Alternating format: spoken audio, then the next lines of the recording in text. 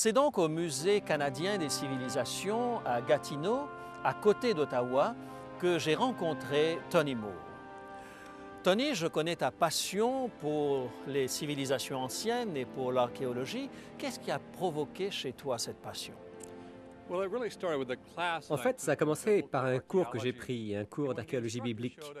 Quand le professeur nous a montré un montage sur les villes de Dan et Beersheba, j'étais littéralement fasciné. Je me suis demandé, tous ces lieux dont j'entends parler en lisant la Bible, à quoi est-ce qu'ils ressemblaient vraiment? Et je suis parti pour mon premier voyage en 1986 pour essayer de comprendre la relation entre les sites, les lieux et les histoires de la Bible. Maintenant que la série est terminée, Tony, est-ce que cela signifie que tu prends ta retraite ou bien as-tu d'autres projets? Alors, je suis en train d'écrire une nouvelle série sur la vie de Jésus et j'ai le projet de filmer cette série l'an prochain, à nouveau sur les sites originaux. On va prendre les récits de la vie du Christ, un par un, visiter les lieux où il s'est rendu, où il a parlé, prêché, fait des miracles. On va aller à la découverte de tous ces lieux et j'espère vraiment que la série sera prête pour l'an prochain. Formidable. Donc, nous n'avons pas terminé. Il y aura des choses encore extraordinaires. Merci, Tony, de nous avoir consacré ce moment avant de repartir pour la Californie. Et j'aimerais dire à mes amis, en particulier mes amis francophones, combien j'ai trouvé cette série absolument extraordinaire. Et c'est la raison pour laquelle je me suis dit ce serait dommage que nous en soyons privés.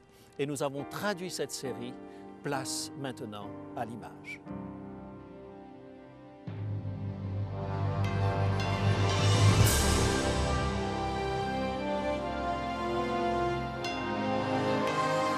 Elle a résisté à l'épreuve du temps.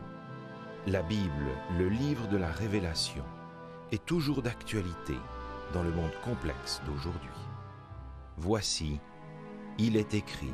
C'est un message de foi et d'espérance que vous présente maintenant José Élysée. Dans la série sur les pas de Paul, aujourd'hui, de Tarse à Jérusalem. Au 1er siècle de notre ère, un Juif est né dans cette ville qui allait enflammer l'Empire romain par la prédication de l'Évangile éternel. De Jérusalem à Rome, et probablement jusqu'aux portes d'Hercule, ce voyageur infatigable a proclamé la seigneurie de Jésus-Christ. Il a fait plus de kilomètres au 1er siècle que la plupart des Américains n'en font au 20e siècle, et pourtant, il n'était ni explorateur, ni géographe, et encore moins un politicien. C'était un apôtre, et il avait été envoyé pour proclamer la bonne nouvelle de Jésus-Christ, le Seigneur. Le Nouveau Testament mentionne plus de 20 000 kilomètres de ses voyages, visitant de nombreuses villes, des cités et des milliers de villages de l'Empire romain. Dans cette série fascinante sur les pas de Saint Paul, nous allons suivre ses traces à travers le monde romain. Nous allons essayer de comprendre le contexte culturel et historique du monde dans lequel il a voyagé et tenter de saisir le message dont il était porteur. Nous allons commencer à Tarse, où il est né, et où il a passé la majeure partie de son enfance. Puis nous irons à Jérusalem, où il a étudié au pied de l'un des plus grands rabbins de son époque. De la Sainte Cité, nous suivrons ses traces le long du Jourdain et jusque par-dessus le Golan vers Damas, où il s'est converti. À partir de la ville la plus ancienne, habitée sans interruption au monde, nous allons voyager jusqu'à Antioche, reine de l'Est, la plus grande cité du monde romain. C'est là où les disciples de Jésus furent appelés pour la première fois chrétiens, et c'est de là que Paul est parti pour son premier voyage missionnaire. D'Antioche, nous suivrons ses traces à travers la province romaine de l'Asie, visitant quelques-unes des plus grandes cités de l'époque, depuis les plages de la mer Égée où Paul a vu un Macédonien qui l'invitait à passer en Macédoine, nous cheminerons avec lui jusqu'au port de Néapolis, où pour la première fois l'Évangile a touché l'Europe. Puis nous suivrons la voie romaine jusqu'à Philippe, où l'apôtre a fondé une église. Il fut récompensé de manière étrange, battu et jeté en prison pour avoir délivré une jeune fille possédée du démon. Le ministère de Paul en Europe l'a conduit jusqu'à Athènes, le centre philosophique du monde antique. Là, il a proclamé le nom de Jésus en face des plus grands cerveaux de l'époque sur la colline de Mars ou Aréospagos, lieu où l'un des philosophes a accepté l'Évangile. De là, Paul retournera à Jérusalem où il sera arrêté et envoyé devant César. Notre série va se terminer à Rome où il sera jugé et finalement décapité. Ce sera une expérience enrichissante et inoubliable, tandis que nous suivrons chacune des étapes du voyage de Paul sur l'écran. En appliquant les leçons de foi de la vie de Paul à la nôtre, notre foi ira en grandissant et en s'approfondissant. Dans ce premier épisode de la série, nous allons démarrer ici, à Tarse, lieu de naissance de Paul, tentant de découvrir ses racines et les éléments qui l'ont qualifié à être l'apôtre des gentils. Grâce à la providence divine, son héritage familial, son éducation et sa culture ont convergé pour faire de lui un élément idéal, capable de comprendre le monde romain, lui offrant un laissez-passer privilégié pour parcourir l'Empire. Lorsque nous rencontrons Paul pour la première fois dans le livre des Actes, il ne s'appelle pas Paul, mais Saul, son nom hébreu. Si vous deviez donner à votre fils le nom d'un roi d'Israël, vous l'auriez certainement appelé David, de préférence à Saul. Pourquoi ont-ils appelé leur fils Saul au lieu de lui donner le nom du plus illustre des rois d'Israël? La raison en est simple. Saul n'était pas né de la tribu de Juda, comme Jésus ou David, mais de la tribu de Benjamin. Découvrons dans Philippiens chapitre 3, versets 3 à 6, l'état d'esprit d'un juif de l'époque de l'apôtre Paul.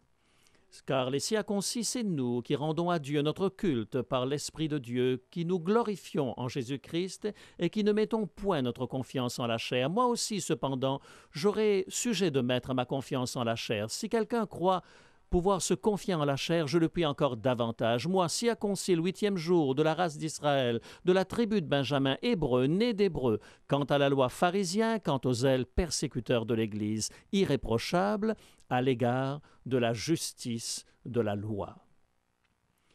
Non seulement Saul était israélite, il était juif, né de la tribu de Benjamin, circoncis le 8e jour, selon la loi de Moïse. Il était un fils de pharisiens. Les pharisiens étaient les Hasidim, c'est-à-dire les pieux. Nous retrouvons leur équivalent aujourd'hui encore adorant à Jérusalem, vêtus de leurs habits caractéristiques ou déambulant dans les rues de Los Angeles ou de New York. Leur nombre n'a jamais excédé les 6000 à l'époque du Nouveau Testament. Ils tentaient méticuleusement d'obéir à chaque détail de la loi de Dieu, vivant la Torah dans chaque détail de la vie quotidienne. Saul a constaté que le christianisme était une menace larvée pour le judaïsme, et il a tenté de le contrer d'abord par des débats publics et ultimement par la persécution. Oui, Saul était un juif, dur parmi les durs. Son pedigree était impeccable, sa connaissance des Écritures hébraïques parfaite, son amour de la tradition des pères total. Voilà l'homme qui était destiné à devenir l'extraordinaire apôtre Paul.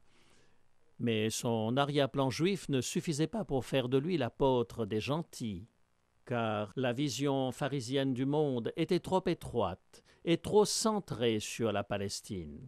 Aussi Dieu choisit Saul, non pas le pharisien hiérosolimite, mais le Saul de Tarse. Nous lisons dans Actes 21, verset 39, « Je suis juif, reprit Paul de Tarse en Cilicie, citoyen d'une ville qui n'est pas sans importance. Oui, Saul est né ici à Tarse, capitale de la province romaine de Cilicie. » Pour quelle raison une famille juive pratiquante se retrouve-t-elle à 800 kilomètres de Jérusalem? Selon la tradition, la famille de Saul a émigré de la Galilée du Nord vers cette région peu de temps avant la naissance de Jésus. Nous savons que le père de Saul a reçu sa citoyenneté de Rome, de sorte que cet homme est né libre, citoyen romain. Cette situation lui garantissait des privilèges spéciaux. Saul était un juif de Tarse, en Cilicie, citoyen d'une ville qui n'est pas sans importance.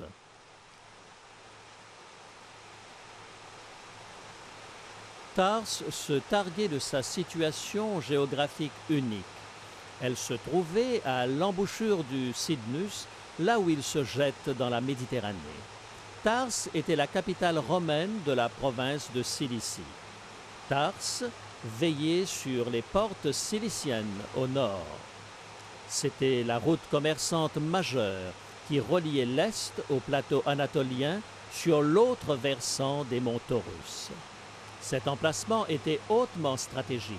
C'est pourquoi les Romains en avaient fait la capitale de la province de la Cilicie. Le fleuve Cydnus descend des monts Taurus situés au nord.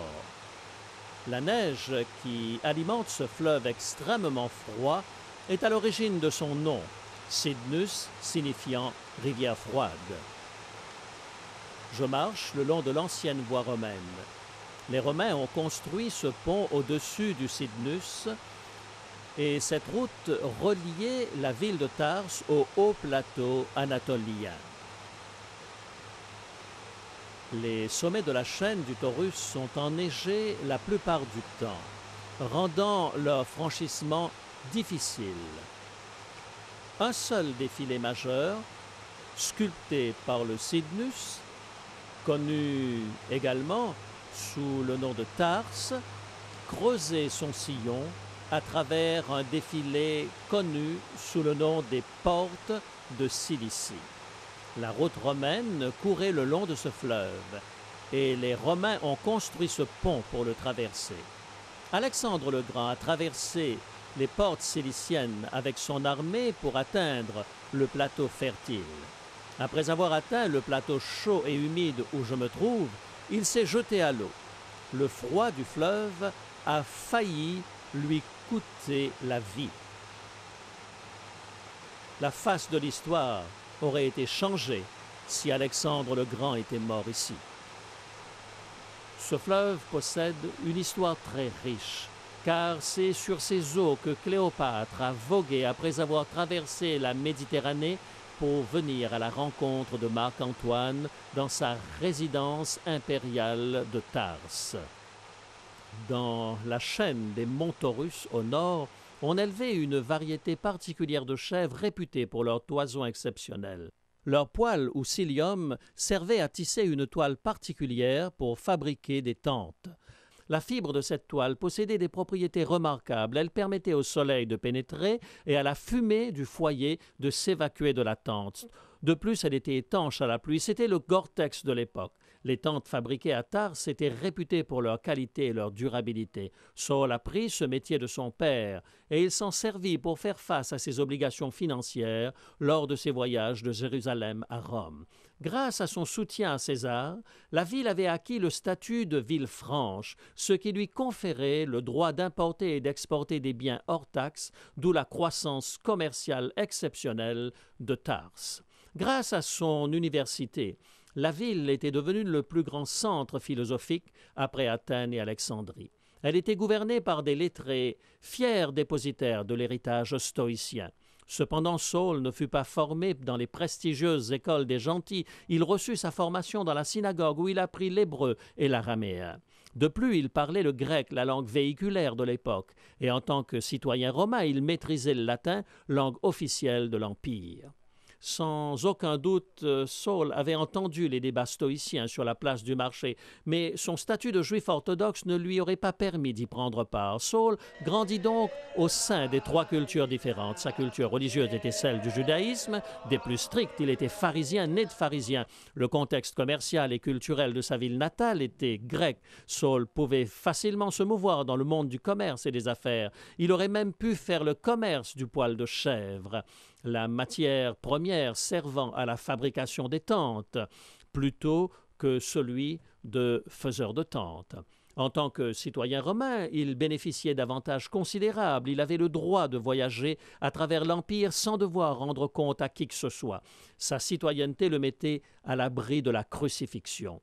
Tars constituait un lieu privilégié pour le commerce, l'éducation et la culture. Cependant, le père de Saul s'inquiétait des influences païennes que l'enfant pourrait subir. Il l'envoya donc à Jérusalem pour terminer sa formation.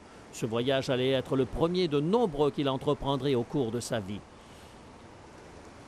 Saul partit du port de Tarse et fit voile jusqu'à Césarée, le plus beau port de la Méditerranée orientale, bâti par Hérode le Grand lui-même. Il lui avait donné le nom de son maître, César Auguste.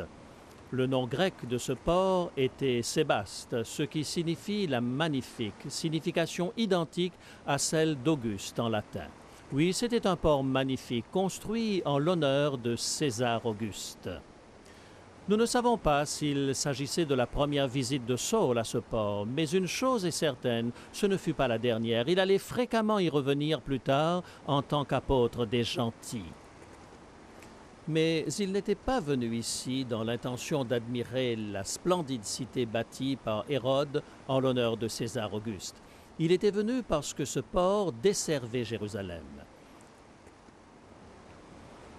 Le pèlerinage à Jérusalem constituait l'ultime voyage pour un juif, tant à l'époque de Saul qu'aujourd'hui. Le psalmiste le résume parfaitement dans le psaume 137. « Si je t'oublie, Jérusalem, que ma droite m'oublie, que ma langue s'attache à mon palais, si je ne me souviens de toi, si je ne fais de Jérusalem le principal sujet de ma joie. » Lorsque Saul arriva ici, le mont du Temple dominait le site qui se trouve derrière moi. Aujourd'hui, le dôme du Rocher, troisième lieu saint du monde musulman, occupe la place. C'est le lieu où, selon la tradition musulmane, Mahomet est monté au ciel lors d'un voyage nocturne. Mais à l'époque de Saul, c'était le temple d'Hérode qui dominait le paysage, le plus beau bâtiment jamais construit sur cette terre. Hérode avait étendu la base sur laquelle avait été érigé le temple de Salomon. L'esplanade était suffisamment grande pour contenir 12 terrains de football avec leurs gradins. Structure splendide, faite de marbre blanc, fabuleux. Tout à l'intérieur de l'édifice n'était qu'or et cèdre. Oui, c'était le voyage des voyages pour un juif, tant à l'époque de Saul que de nos jours. Nous sommes maintenant au mont des Oliviers, surplombant le mont du Temple. C'est ici l'épicentre des trois religions monothéistes contemporaines. Pour les Juifs, c'était le saint temple de Yahvé, l'unique temple que Dieu ait jamais eu sur cette terre. Pour les chrétiens, cette ville est celle où Jésus a enseigné, où il a été rejeté, où il est mort et où il est également ressuscité. Pour les musulmans, c'est également un lieu saint car, selon la tradition, c'est de là que Mahomet est monté au ciel. Lorsque Saul arriva à Jérusalem, la ville comptait plus de 480 synagogues et écoles. Saul fut confronté à un nombre important de ramifications du judaïsme.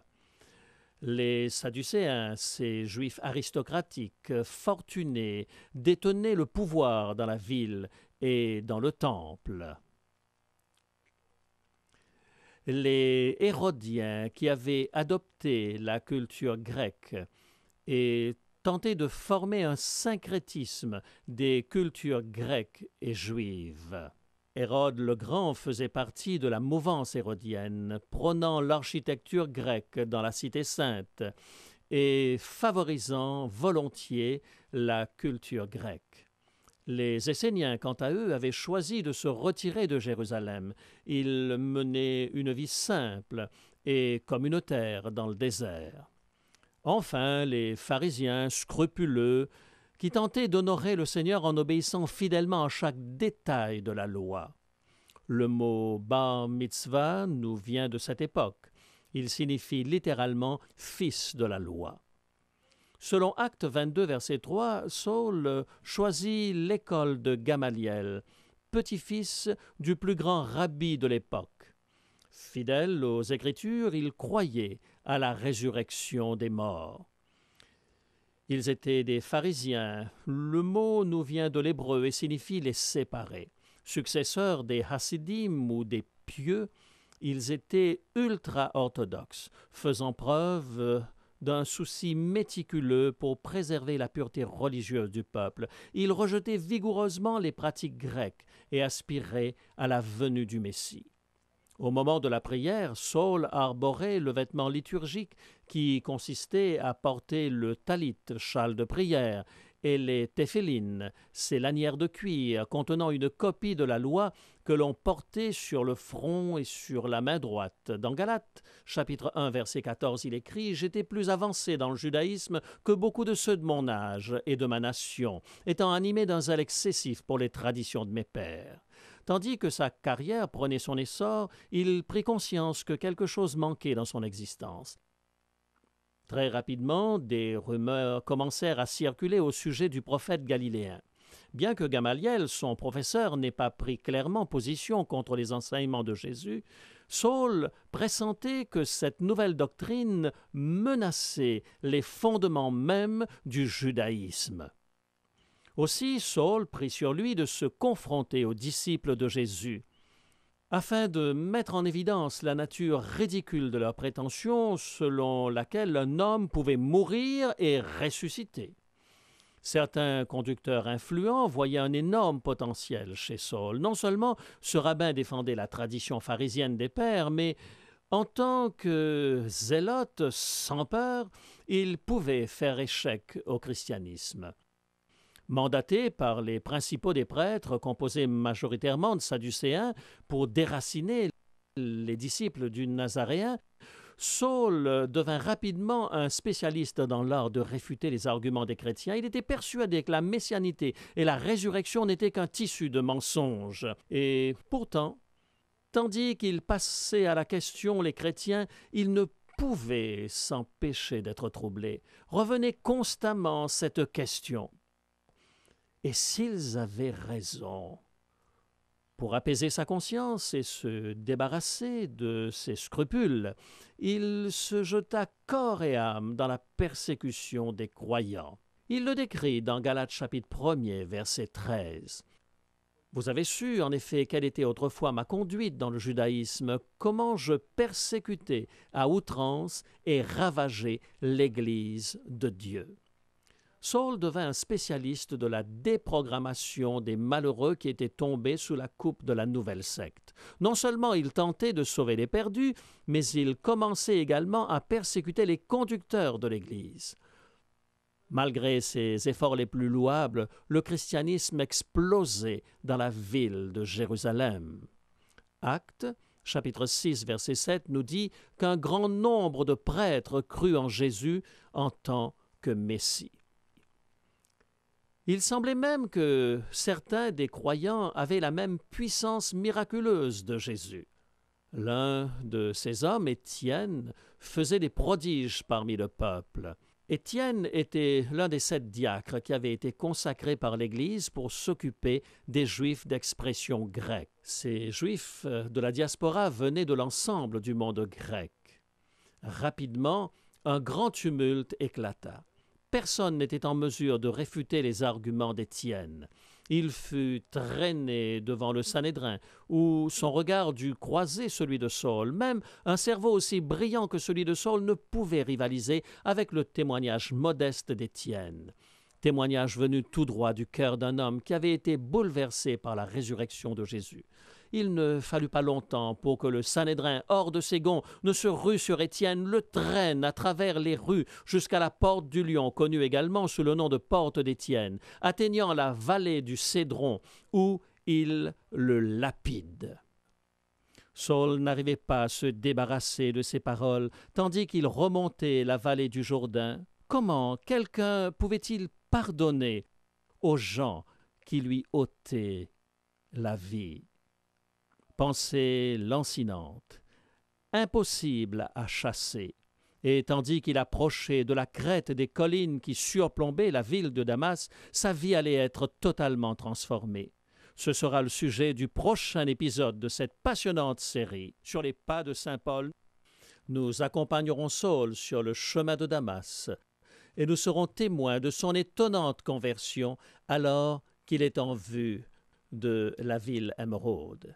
Mais pour l'instant, depuis le mont des Oliviers, je vous invite à vous joindre à moi dans la prière. Notre Père céleste, nous te remercions pour le témoignage d'Étienne qui a voulu te demeurer fidèle jusque dans la mort. Il n'avait aucun ressentiment, aucune colère, mais il fut en mesure de demander leur pardon. Nous te remercions de ce que sa prière a été exaucée. Nous te remercions pour ta puissance qui peut atteindre des persécuteurs tels que Saul et transformer leur cœur. Aide-nous, tout comme Étienne, à te rester fidèle partout où tu désires nous conduire. Nous te le demandons au nom de Jésus. Amen.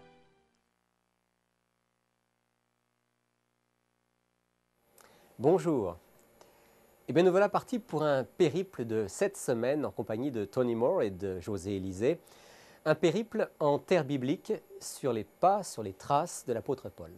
J'espère que vous avez apprécié l'émission d'aujourd'hui, les magnifiques images, une mine d'informations. Et justement, si vous avez apprécié les informations données aujourd'hui par Tony Moore, vous pouvez les retrouver dans l'une de nos 2 offres du jour. Le texte intégral de l'émission est disponible sous forme d'un petit livret. Petit livret, il est écrit, comme vous les connaissez, intitulé « Saul de Tarse ». Pour mieux connaître ce personnage hors du commun, devenu le plus grand missionnaire de toute l'histoire chrétienne, eh bien, vous pouvez donc nous demander ce petit livret « Saul de Tarse », absolument gratuit. Il vous suffit d'en faire la demande par courrier, par courriel ou encore par téléphone, selon les coordonnées qui vous seront rappelées dans quelques instants. Et puis, bien sûr, cette série, ce ne sont pas simplement des informations, c'est aussi et surtout une série de magnifiques images. Alors, pour retrouver les images avec Tony Moore en terre biblique, nous vous proposons un coffret de 7 DVD intitulé « Sur les pas de l'apôtre Paul ». Ce coffret vous propose de découvrir depuis Tarse jusqu'à Jérusalem, en passant par Rome et par toutes les merveilles du monde antique, de retrouver ces voyages et surtout le message de celui qui a été l'un des pionniers du christianisme. N'hésitez pas à nous demander notre série, notre coffret DVD intitulé « Sur les pas de l'apôtre Paul » pour seulement 35 $. Nous nous ferons un plaisir de vous le faire parvenir. Alors vous souhaitez obtenir le texte du jour, Saul de Tarse, petit livret gratuit, ou encore le superbe coffret DVD sur les pas de l'apôtre Paul, vous pouvez nous les demander. Voici comment. Pour demander l'offre du jour, composez maintenant le 514-729-3515 pour Montréal ou le 1-866-729-3515 si vous êtes de l'extérieur de Montréal. Mentionnez bien le titre de l'offre du jour ainsi que vos noms, adresses et numéros de téléphone en parlant lentement. Vous pouvez également nous écrire à Il est écrit, case postale 99, succursale Rosemont, Montréal, Québec, H1X 3B6. Depuis la colline des Oliviers, nous vous souhaitons la bénédiction du Seigneur et nous vous encourageons à vous joindre à nous lors du prochain épisode de cette série passionnante sur les pas de Saint Paul. Nous l'accompagnerons dans son voyage de Jérusalem à Jéricho. De Jéricho, nous cheminerons le long de la vallée du Jourdain, nous contournerons la mer de Galilée et nous découvrirons la ville de Damas où sa vie a été changée et où le cours de l'histoire a été altéré. Joignez-vous à nous pour cette passionnante découverte.